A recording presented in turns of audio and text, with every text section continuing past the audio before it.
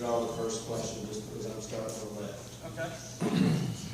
What would your number one priority be if elected to the Board of Education, and tell us why? I'm Andrew Dollar.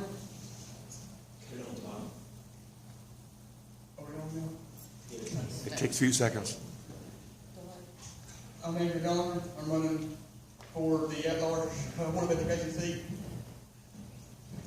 And my number one priority is going to be to work with the Department of Public Instruction, our state legislators, to go back and revisit the Common Core standards, and let's let our teachers do their job and teach the kids and stop teaching the test. Thank you, Mr. Dellinger. Ms. Metz, same question to you. What would your number one priority be if elected, and why? Hello, good evening. My name is Clarice Simmons, and my number one priority would be bridging the gap between home and school. We've got to get our aunts, our grandmas, our uncles, whatever the household look like, because the family does not look like it used to. So we got to get whoever's in the household to come out to see about our children in school and help out our teachers. So that's my number one priority. Thank you, Ms. Metz. Ms. Ryan? Good evening. My name is Heather Ryan. Thank you to the Chamber and the Governmental Affairs Committee for putting this together. I know it takes a lot of time and effort, and I appreciate it very much. I am extremely passionate about Lincoln County schools, and my top priority would be to get this county as passionate as I am about our children. We need to care and be as passionate about what our children are doing from 8 to 3 as they are, or as passionate as we are about what they're doing from 3 to 8. We've got to come together as a community, no matter which side you're on, and support these children. I choose to believe that we all need to invest in the next generation and help them win. And that's not a cliche. That's something that I really believe. I've spent my time in the schools for the past 7, going on 8 years. I've been everything you can be as volunteer-wise in those schools. I've mentored children through communities and schools. I've been on the AIG Advisory Council. I've been on the school improvement team. I've proctored those horrible EOGs. I've been there. I know what's going on with these kids. I know what the kids need, and I know what the teachers need. Thank you, Heather. Jeff, same question to you. What would your number one priority be? Yeah, thank you for having me. I really appreciate your time and everybody here tonight. My number one priority really resonates, and I think what everybody said here, it really results in the education and building this industrial economy within Lincoln County. I think the best way to do that is looking at expanding programs at our School of Technology. It's a passion of mine. I didn't know what I wanted to do even when I got out of high school. I was fortunate enough to go in the military and then come out and go into a 4-year degree. But at the time, I certainly did not know what I wanted to do even when I got out. So I think it's upon us, everybody within the county, to help adding additional skills to our children. This is why companies come here. They come here certainly for airports. They come here for the infrastructure. That's got to be there. But at the end of the day, if we don't have people that are skilled in jobs, what's the incentive for companies to come? I said it at the Elder Forum last week. I don't believe we have a huge unemployment problem in this country, in this state, in this county. I think we have a job placement issue. And that's something that we can do as a board, collectively with the state and with our commissioners. And I spent 3 hours with Dr. Singh about 2 weeks ago at the School of Technology. We can expand those programs. We have an issue right now with the, not an issue, but a perceived issue with the no-kill shelter. Wouldn't it be great to have a vet technology program right here in downtown Lincolnton and feed high school students in and work to help cover down on our shelters? So I just want to I can't stress enough that would be my number one goal if I were fortunate enough to be elected and leave this office, to expand on those programs, to gut that whole School Technology Center, add to it, and increase the capacity. Thank you, Jeff. Mr. Herbertson? I'm David Kirk. Should be on. If not on. It takes it about 5 seconds to come back. Oh, there we go. Now it's on. I'm sorry. I'm David Kirk Herbertson, and my number one priority would be to be a voice for the special needs kids. I am autistic, I have Asperger's syndrome, and I want to work with kids in the school system that have ADD, ADHD, autism, cerebral palsy, and all the special needs population. So. Thank you, Mr. Herbertson. Ms. Davis, same question to you. Before I answer that question, I do want to clarify something. Not that I would want to skate through this process, but my opponent is not here, and you had mentioned earlier that if our opponent was not here, we would not be answering questions.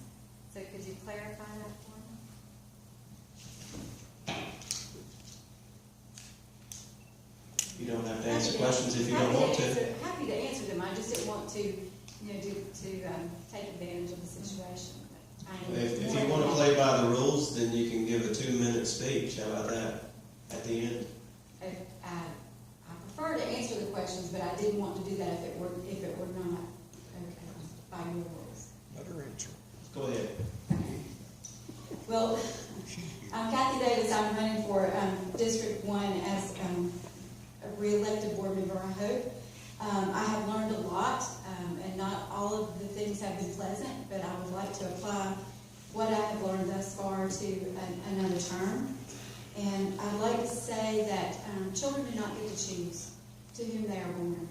And we have children that enter the education system without having ever been read a book, without knowing how to sing their ABCs or count past 1, 2, 3. And to those children, our educators, our cafeteria workers, our media specialists, even our janitors are the village. And I think that that village also works just as hard for those children who excel, and that village needs to be rewarded and they need to be supported.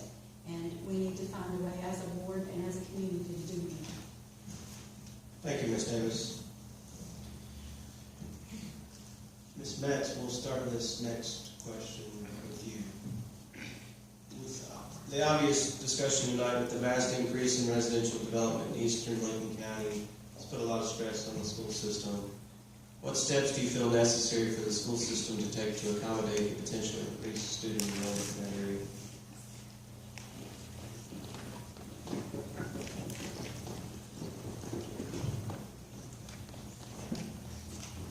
Okay, with growth in eastern Lincoln County. Yes, What ma'am. you're asking, right? Yes, ma'am.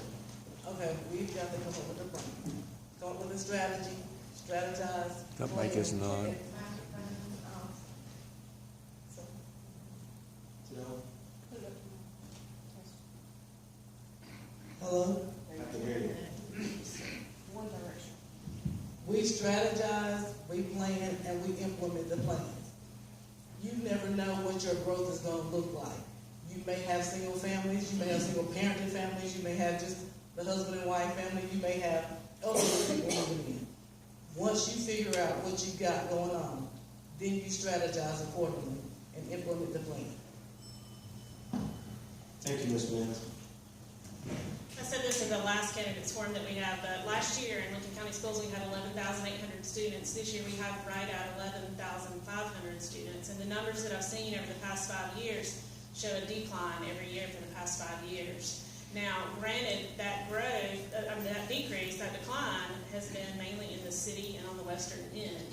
So we do have to look at what's going on in eastern Lincoln County. I think we've got to sit down with our planning board and our commissioners and figure out what is going to be best. And ultimately, what we need to do is what's best for the students. Thank you, Ms. Harper. I think it's a great question. I also think it's an extremely frustrating question for me. You look at the growth in eastern Lincoln County, it's there. You can look at the numbers, the trajectory is there. I sat down for a couple hours 2 weeks ago, well, not a couple hours, probably an hour with Andrew Bryant, and I looked at his methodology he uses to project the growth of the neighborhoods that are being approved. And he had those neighborhoods spread out over a 3-year period, which caused the numbers to spike and go up. So it looks like a capacity issue of 110, 115%. It looked at as an imminent problem. Am I here to tell you that the growth is not there in East Lincoln County? Absolutely not. But what I'm here to say is that I do not believe it's as imminent as not everybody, but what a lot of people think is imminent. You have the reciprocating problem, and the problem is because of Dr. Jenkins mentioned at Lincoln High School, you have a potential consolidation issue as well on this side of the county. So how do we deal with both of those? And then, oh, by the way, let's get our plan down, let's get our strategy down, and then throw a grenade in the whole process, and let's put a charter school over there, which I'm firmly against. As a Republican, I should be for, and I'm strongly against charter schools. So let's take all that and throw a grenade. So how do we plan? How do we strategize? This is where it's extremely frustrating for me, and we all have to work together, everybody, and figure it out. Thank you, Jay.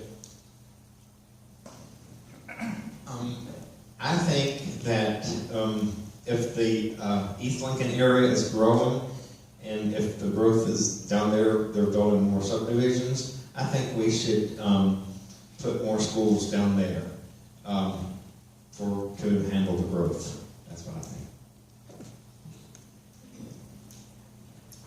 Well, as you all know, there were 150 students, or approximately 150 students, that were moved from some of our eastern Lincoln County schools to other schools last year. That in itself was just a Band-Aid. There are some other options on the table, possibly to expand at St. James, where there is some land to do so, to give us a little more time to make a good decision.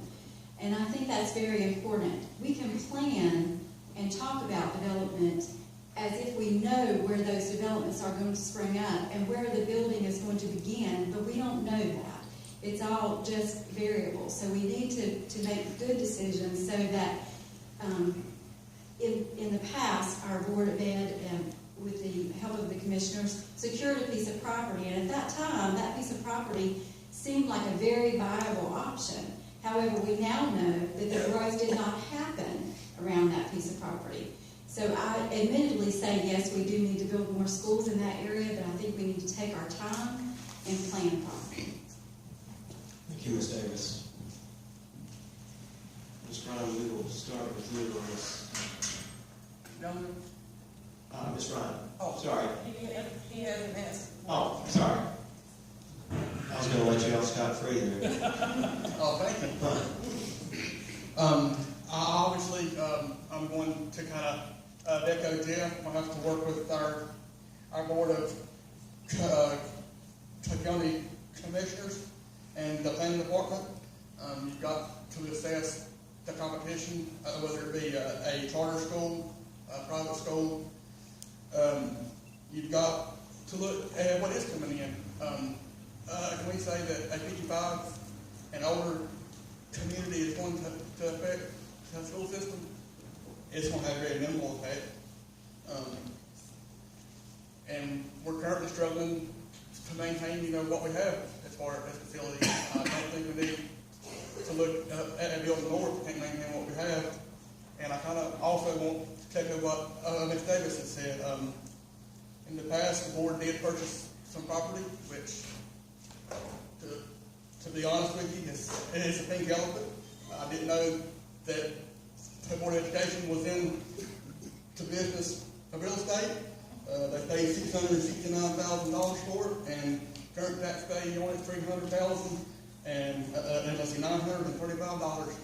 I just don't think that's being a good steward with our tax money, and I definitely want to take a look at that in depth. Thank you, Mr. Gallagher. I didn't mean to try to skip you there. My apologies. Ms. Ryan, third and final question for you. What do you see as the funding issues for our schools, and how do we address those funding issues? You talked a lot about building new schools out here, so how do we address the funding issues for the school system?